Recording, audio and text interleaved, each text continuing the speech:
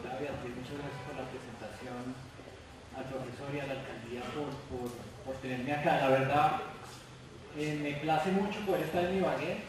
Como contó la profesora, pues me vine esta mañana después de que cancelaron el vuelo, pero siempre me gusta venir a Ibagué, es una ciudad que disfruto mucho, así que no fue ningún esfuerzo estar acá con ustedes. Quiero arrancar haciendo una pequeña aclaración, es que el título que había dado la profesora cambió un poquito. Voy a hablarles de otra cosa, aunque si hay interés en el tema de paz, también tengo otra presentación sobre la cual podemos hablar.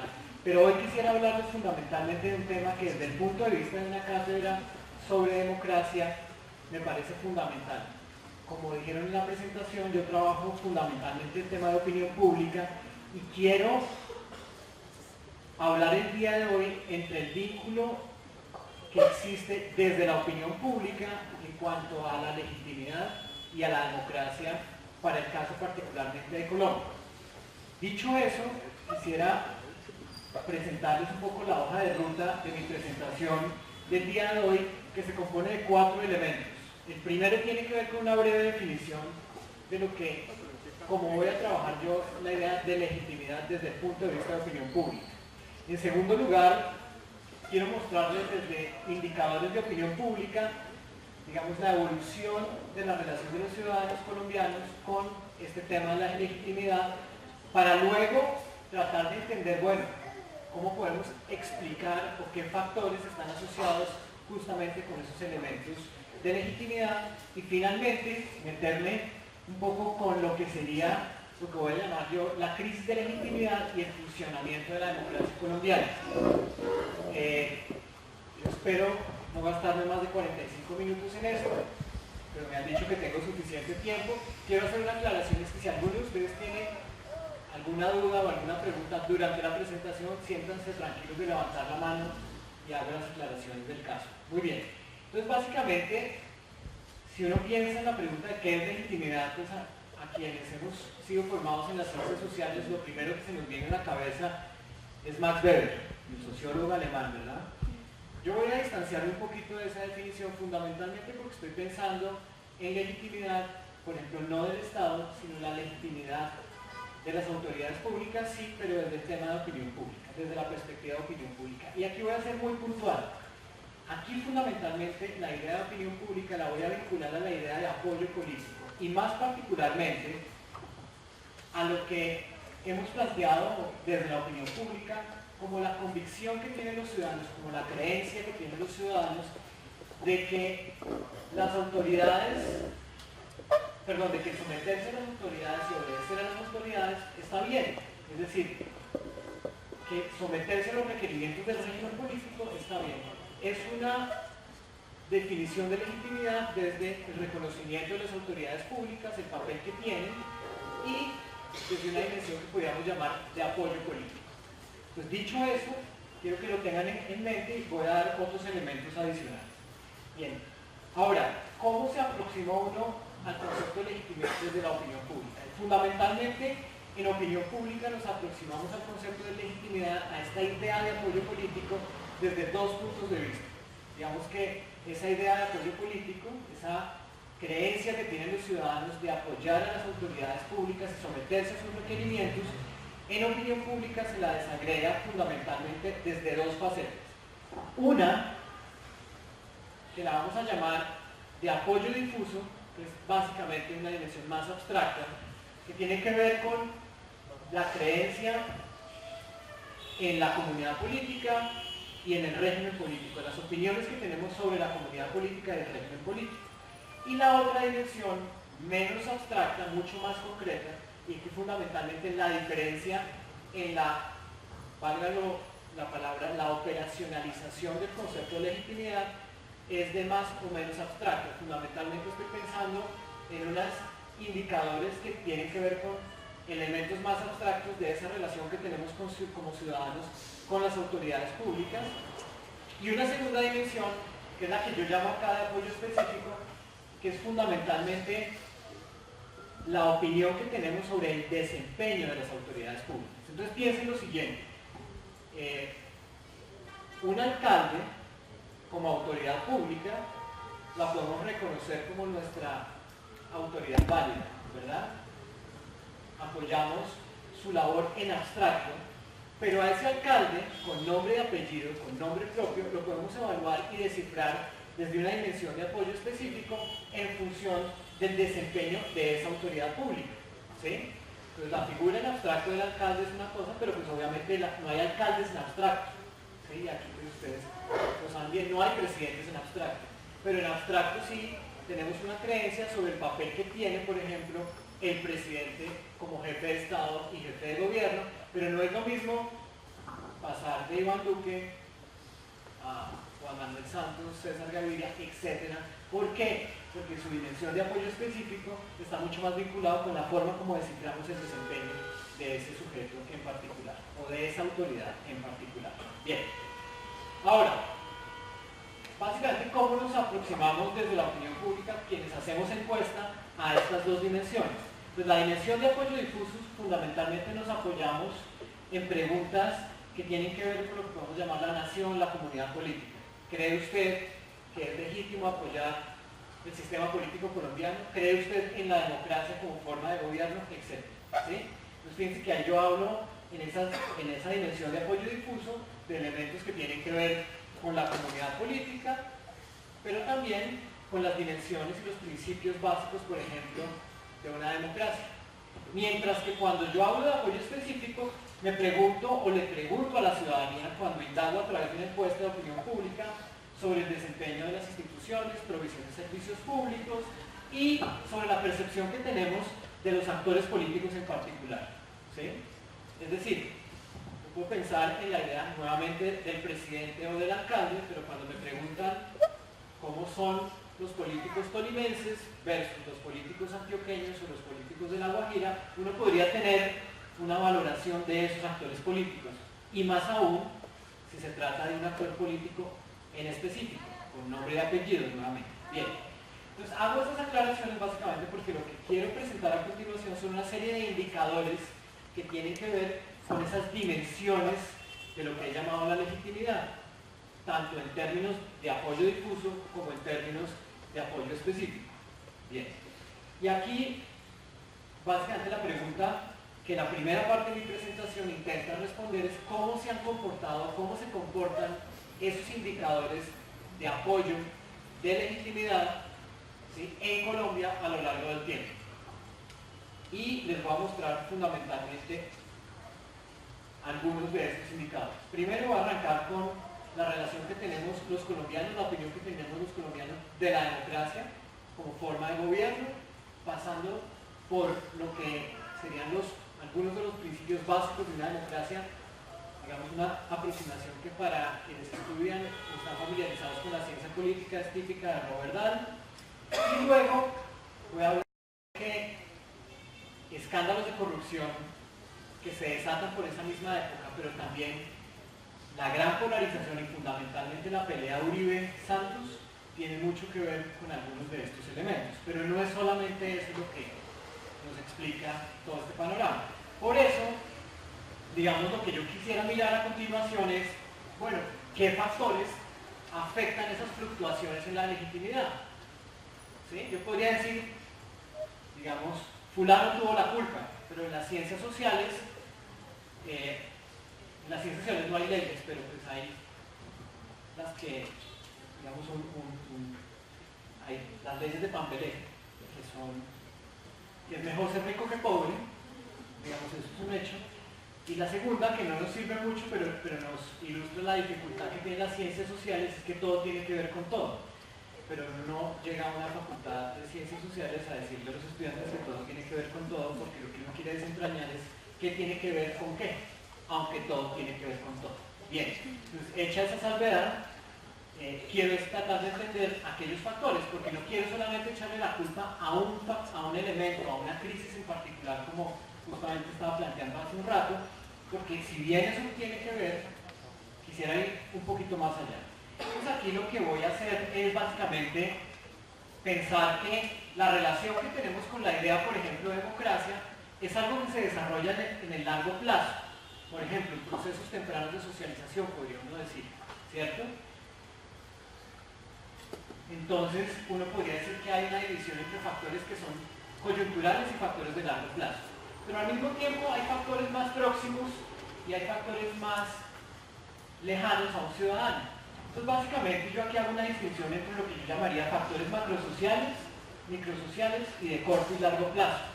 Como para tener una serie, digamos, de indicadores, como por ejemplo, el tipo del sistema político puede hacer que tengamos una relación distinta con las instituciones.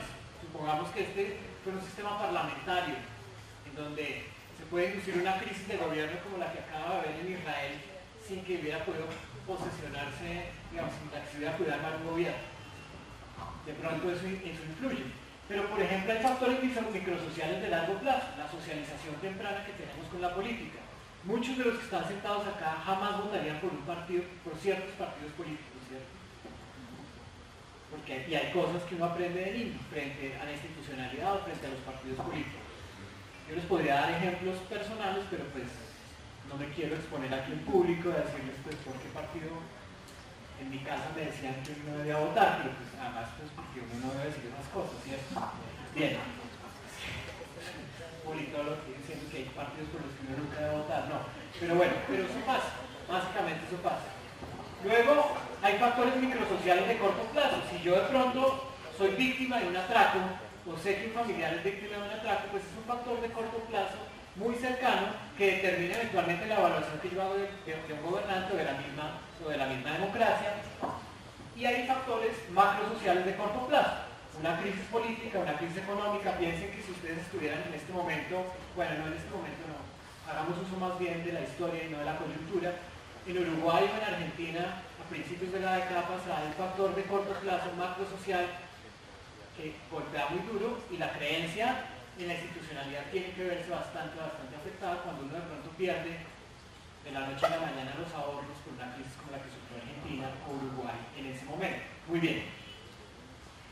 Entonces, lo que uno generalmente se imagina es que nuestro apoyo difuso, nuestro apoyo en la idea abstracta de democracia está más vinculado con factores de largo plazo.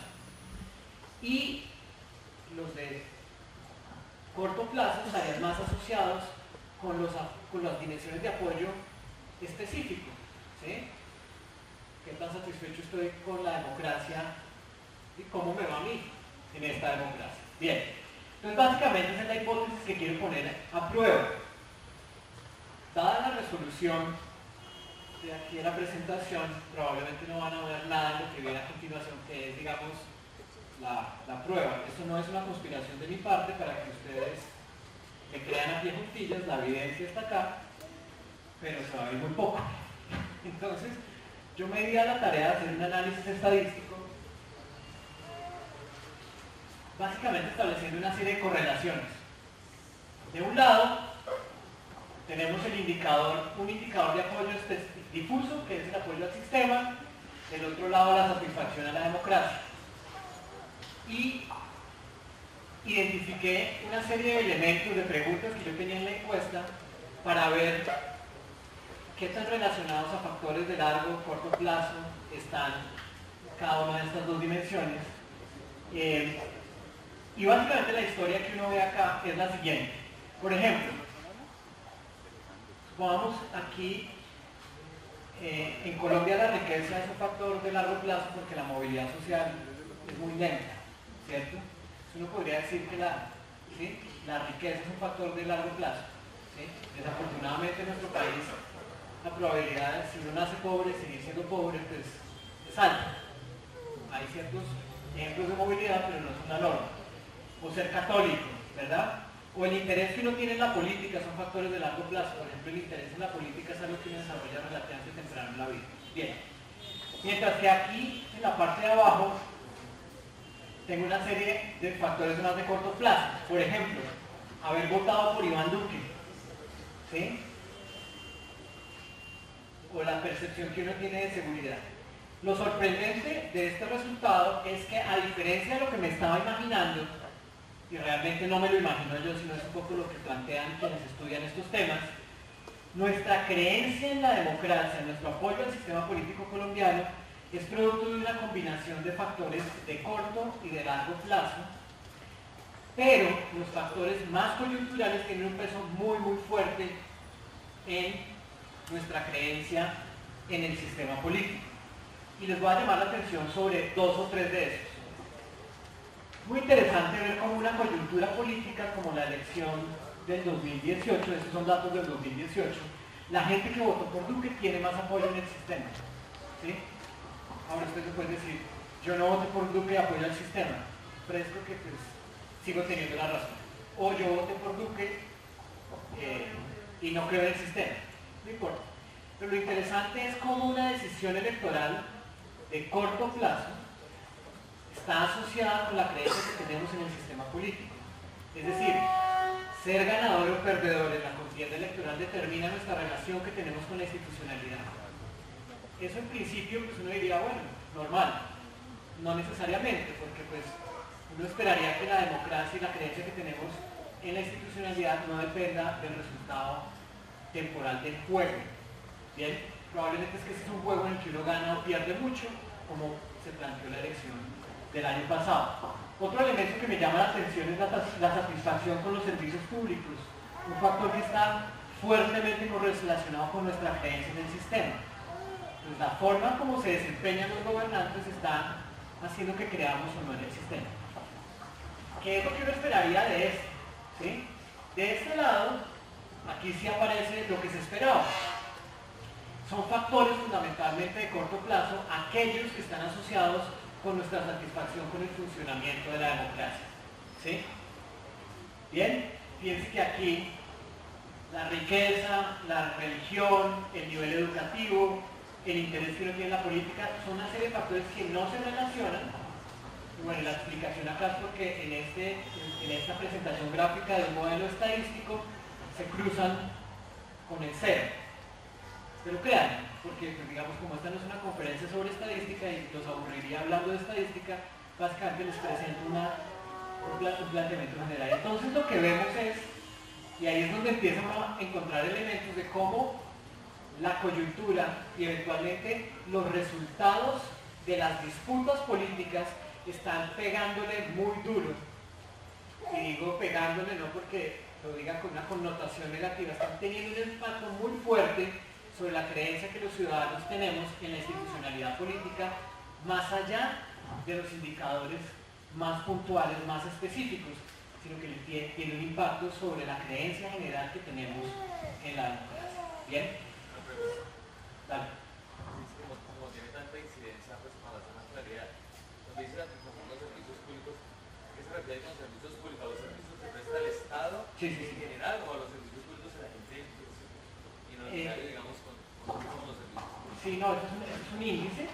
Nosotros preguntamos sobre vías, educación, salud y agua, si no me equivoco, 4, y de eso nos volvemos un índice que es satisfacción.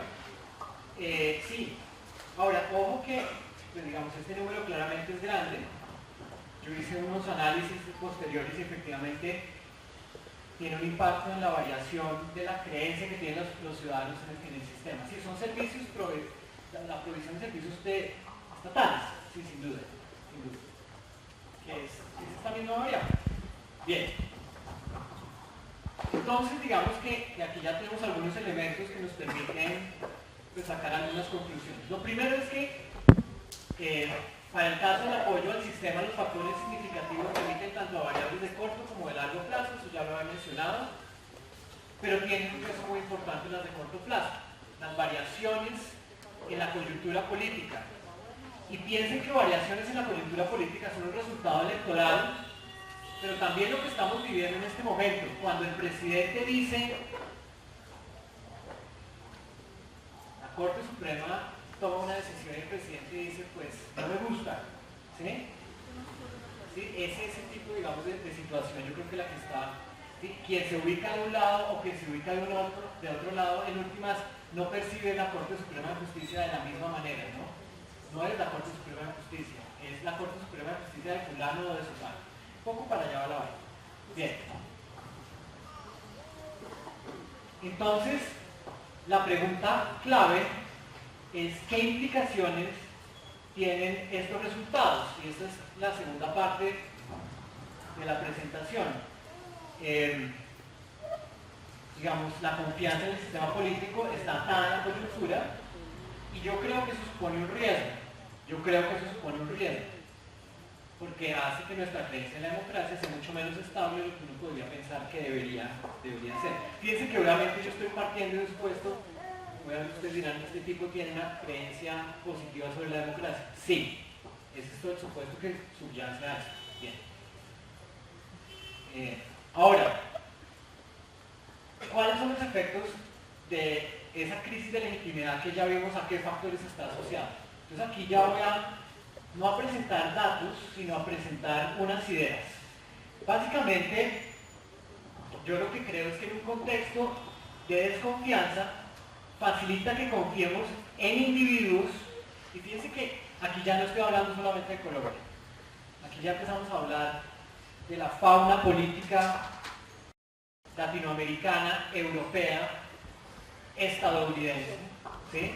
En un contexto de desconfianza, ¿sí?, es más factible que confiemos en individuos. Y es un contexto de crisis de confianza, y quiero hacer un énfasis en esta palabra.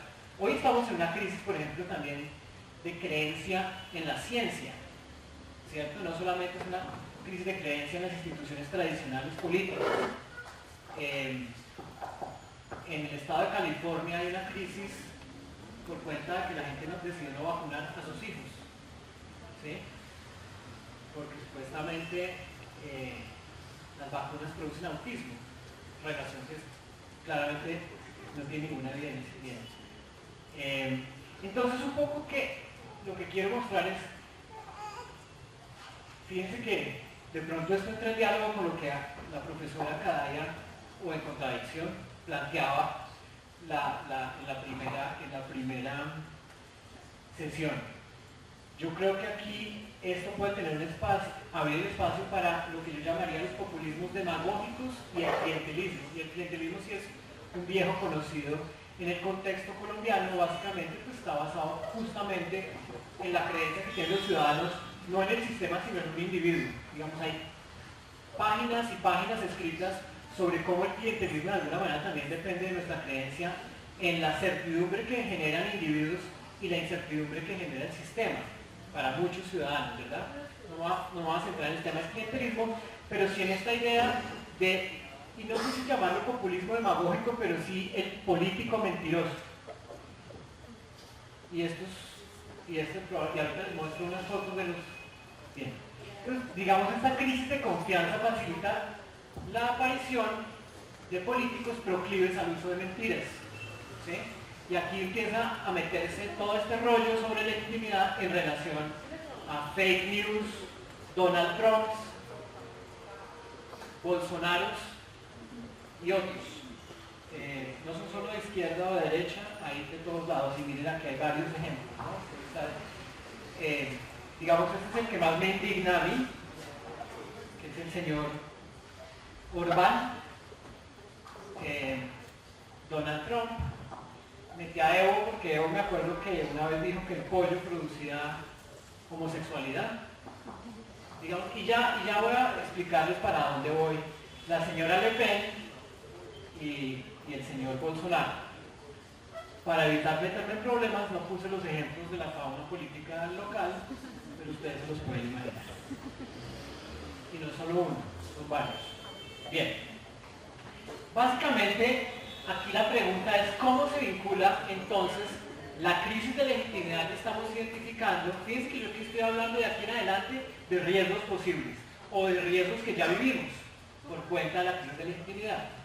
Pues porque algunos de estos demagogos mentirosos ya tuvieron el poder aquí en nuestro país. Es cómo se vincula la crisis de legitimidad con el uso de mentiras, ¿sí? Como estrategia política, con el uso de mentiras. Y ya van a...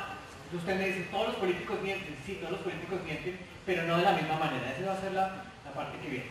Entonces, aquí la pregunta es, ¿por qué cuando los políticos mienten? Fíjense que la conexión va por la siguiente ruta. La crisis de legitimidad hace que nos distanciemos de las instituciones y busquemos un mesías. Porque además no nos gustan los políticos, ¿no? No es que nos abandonamos las instituciones y abrazamos a los políticos como clase profesional, por decirlo. No, estamos a la búsqueda a veces de uno de estos personajes. Entonces, ¿por qué muchos ciudadanos creen a un político que evidentemente es mentiroso? Es una pregunta fundamental en este momento en la política mundial, y eso está vinculado a la crisis de legitimidad. ¿Sí? Se tienen que esperar un rato para que se cierre un poco aquí el asunto. Bien. Entonces arranquemos con lo primero. En el fondo está la forma como definimos por qué un político es auténtico. Ojo, no mentiroso o no mentiroso, sino auténtico. Que se parece al tema de mentiras, pero ya... Claro, entonces aquí digamos, uno diría tradicionalmente que la autenticidad de un político depende de que el político sea veraz, que diga cosas que sabemos que son ciertas, que sea, digamos, que siga lo que sería una especie de norma social de que las figuras públicas deben decir la verdad. Pero resulta que esa idea está vinculada, digamos, con la forma más tradicional de hacer política, y es que la mayoría de los políticos, cuando mintieron, siempre quisieron que no los agarráramos, ¿verdad? Porque la autenticidad estaba vinculada a la veracidad. Pero eso ha cambiado. ¿Sí? Ojo, quiero hacer una salvedad. Esto está inspirado en un trabajo que hicieron los sociólogos americanos, que más adelante les puedo dar la referencia, sino que yo quiero hacer la conexión entre estas ideas y lo que yo les presenté hace un rato de lo que está pasando en Colombia. Bien, entonces aquí tenemos que tener en cuenta, digamos, que muchos políticos plantean afirmaciones que son claramente mentirosas, pero la gente los ve como auténticos.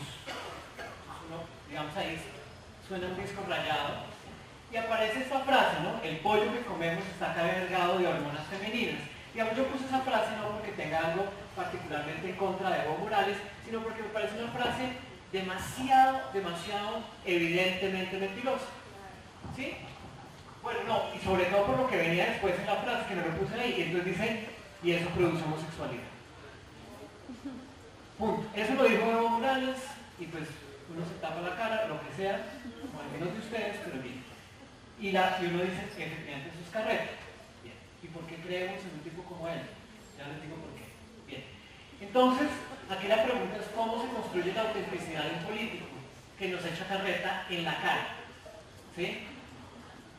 Que nos dice directamente que hay que construir un muro porque hay una ola de inmigrantes que nos van a quitar los trabajos. Pues eso no nos lo están diciendo a nosotros, pero se lo están diciendo a otros ciudadanos. Bien. Entonces aquí la respuesta hay que hacerla en tres pasos. Primero voy a hablar de las mentiras. De las mentiras hay que tener en cuenta una distinción entre qué tipos de mentiras son los políticos, y segundo, cómo construyen la autenticidad y cómo esa construcción de autenticidad está conectada con la crisis de legitimidad. Por eso es que habrá que esperarse un ratico como para entender esta carrera.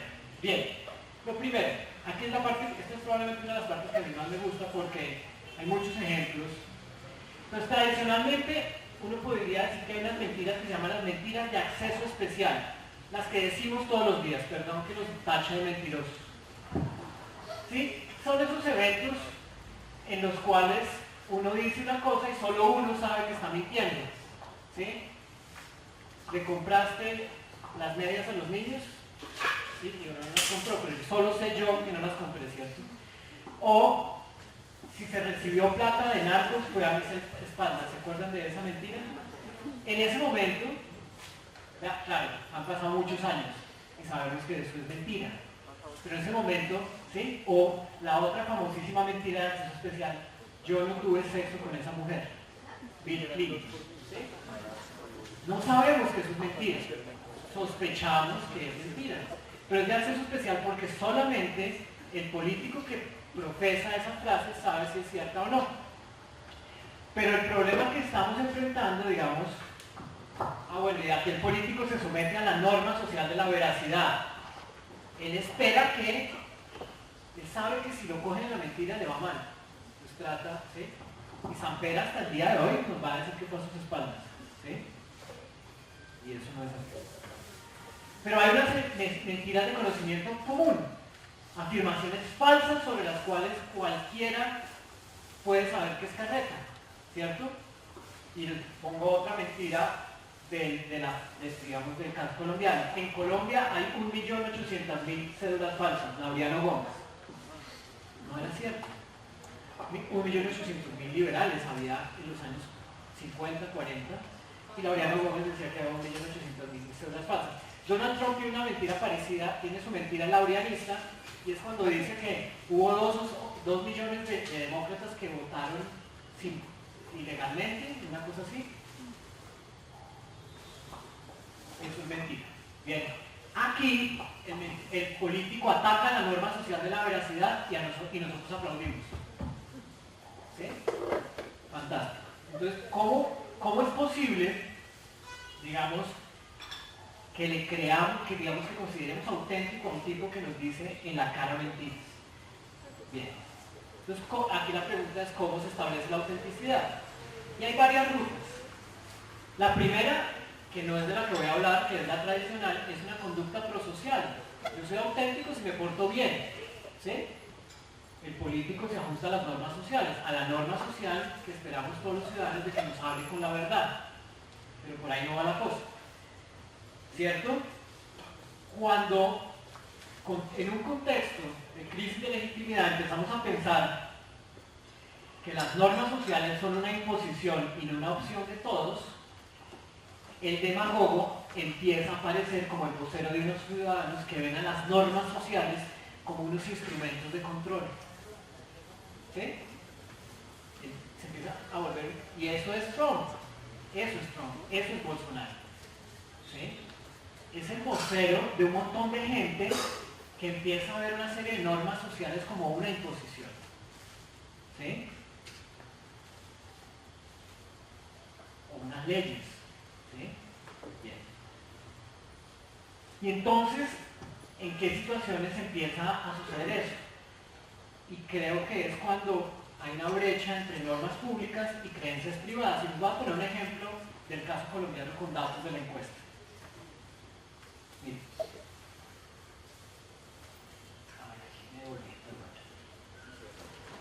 Lástima que no les muestro primero este pedazo y luego este. El 98% de los colombianos cree que una mujer que es golpeada por su esposo debe denunciarlo a las autoridades. Esa es de las preguntas de la encuesta que a mí de los resultados que menos me gustan. Ya les explico por qué. No porque yo crea que en la violencia de género, por favor no me malinterpreten, porque es que un resultado del 98% es sospechoso, esconde algo. Cuando todo el mundo está de acuerdo, esa es la norma social. Esa es la norma social. Pero entre la norma social y la creencia privada aparece una brecha del 50%. Por el otro lado, solamente el 40% de los colombianos creen que las mujeres que dicen ser víctimas de acoso el 40% cree que están exagerando, no solo, el 40%, perdón, ¿sí? Que es un porcentaje, digamos, aterrador. ¿Bien?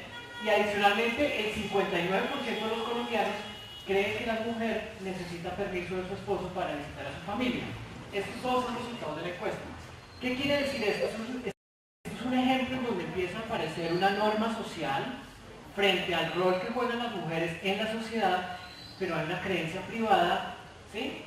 Es lo que sabemos, como que tenemos mucha intuición, ¿sí? No, es que las mujeres han avanzado mucho, no tanto, ¿sí? El espacio, hay ciertas cosas que ya decimos en automático, pero privadamente hay una brecha. Entonces, digamos, este es un ejemplo, simplemente para que entiendan, no es el ejemplo que está detrás, digamos, de lo que yo les estoy planteando para casos, por ejemplo, como el de Trump, ¿sí? En donde la norma social es, no sé, ciertos valores liberales, pero la creencia privada es que hay gente que debe tener menos derechos, ¿sí? Es que hay gente que tiene que estar del otro lado del muro, ¿ok? Bien.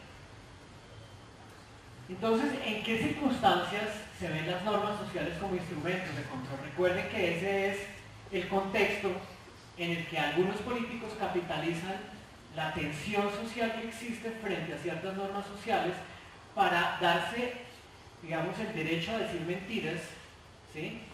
Porque empiezan a aparecer como voceros de una insatisfacción ciudadana con unas normas que las ven como instrumentos de control. ¿Sí? Y aquí hay dos escenarios, digamos, de la crisis de legitimidad, la clásica crisis de representación y lo que los autores en los que me baso para plantear esto hablan de evaluación del poder. Son dos cosas, pues con una estamos más familiarizados los colombianos que con la otra. Bien, ¿qué es la crisis de representación? Es un contexto muy conocido por nosotros, es el contexto en donde los políticos dicen que gobiernan a favor de todos nosotros, ¿cierto? Pero los percibimos como promotores de su propio interés. Fíjense que aquí yo no les estoy sacando la responsabilidad a los políticos, porque esa crisis de legitimidad, esa caída, bien, gobiernan a favor, pero son percibidos como promotores de su propio interés. El gobierno entonces no es legítimo porque está promoviendo desde el punto de vista de los ciudadanos reglas que no cumplen. Punto, reglas que no cumplen. Digamos, entonces hay ciertos políticos que son creíbles porque antagonizan con el poder y le dan voz a los que no tienen voz, ¿cierto? Y quienes cumplen las normas no son vistos como genuinamente comprometidos con el cambio, ¿verdad? Y digamos, es un contexto en donde terminamos con opciones mucho más radicales. Bien, otro escenario me parece probablemente más interesante y es más típico de la sociedad contemporánea, que es lo que se llama la devaluación de poder, es un poquito más enredado de entender, y es un escenario en donde tienen que pensar en tres situaciones, ¿cierto? Una tensión entre tres grupos. Por un lado tenemos el establecimiento, imagínense una especie de caja negra que es el establecimiento. Del otro lado está quienes han tenido tradicionalmente los privilegios, el grupo vinculado al establecimiento, ¿sí? Sí, un grupo en el poder.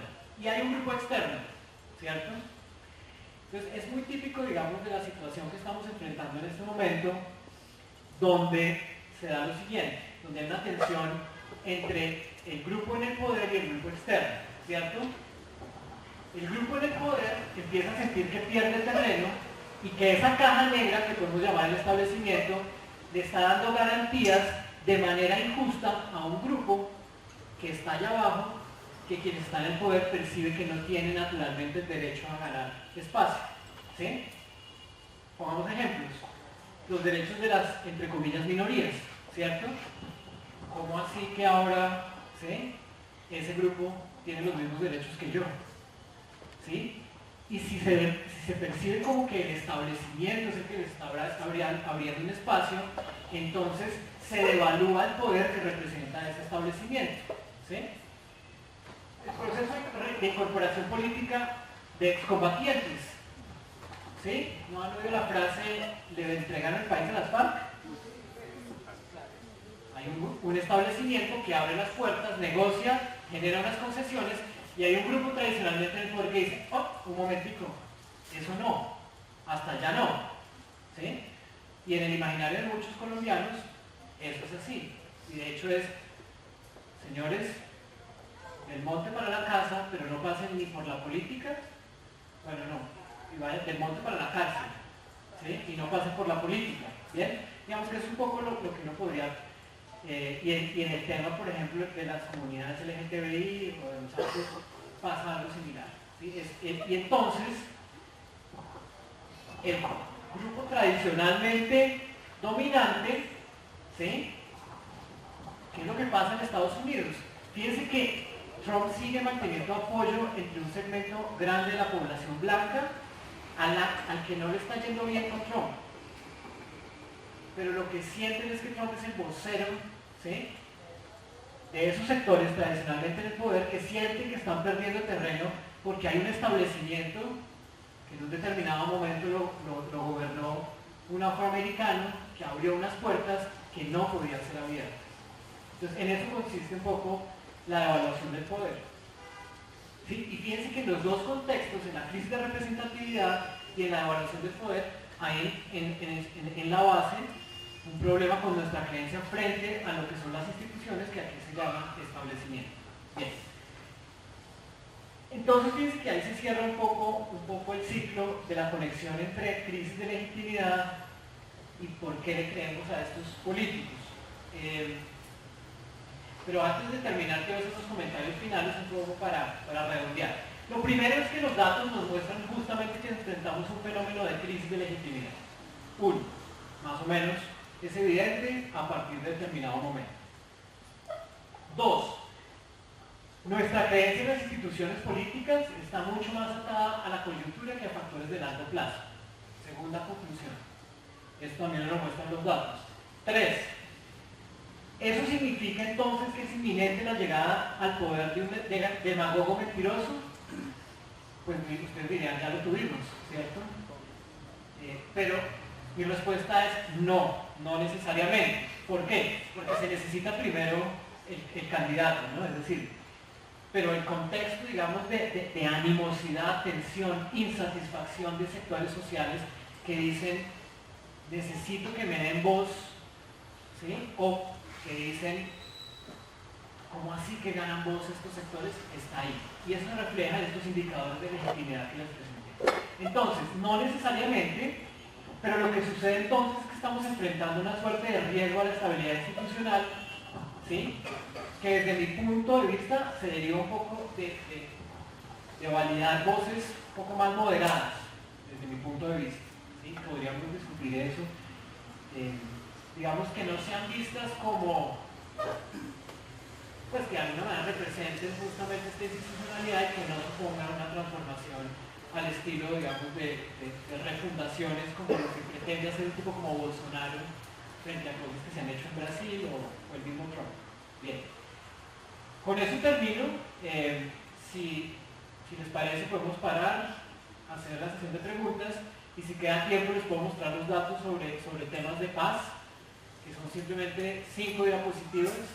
A quienes les interese, pues no quisiera extenderme mucho más y más bien si queda tiempo, pues hablamos del otro tema, pero por ahora paro acá. Ahí les dejo la página en donde pueden ustedes encontrar los datos que les acabo de presentar. Son de acceso público, hay un montón de reportes que hemos construido con esos datos y pues también los pueden seguir en nuestras redes sociales. Esto es algo que hoy en día es de obligatoria, hay que hacerlo obligatoriamente para tener un poco más de impacto con las cosas que uno hace. Bien, muchísimas gracias.